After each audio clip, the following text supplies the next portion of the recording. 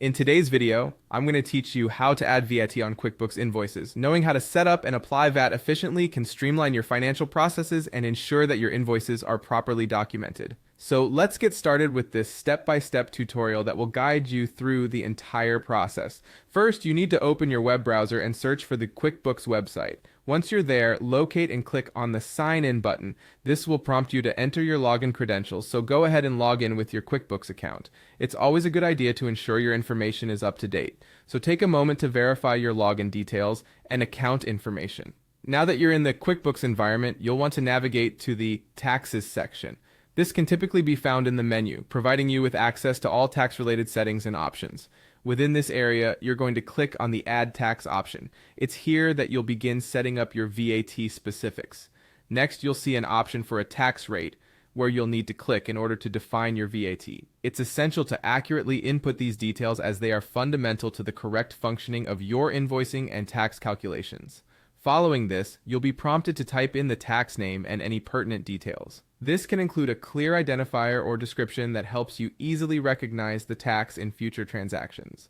At this stage, it's important to decide whether this VAT is applied to sales or purchases.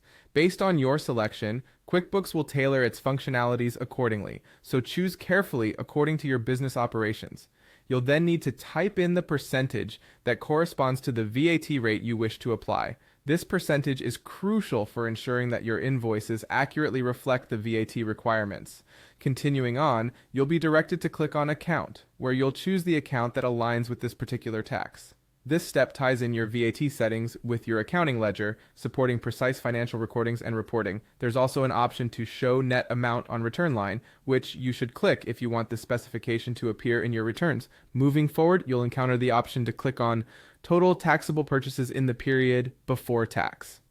This calculation helps QuickBooks aggregate and assess your VAT implications across transactions in the defined period.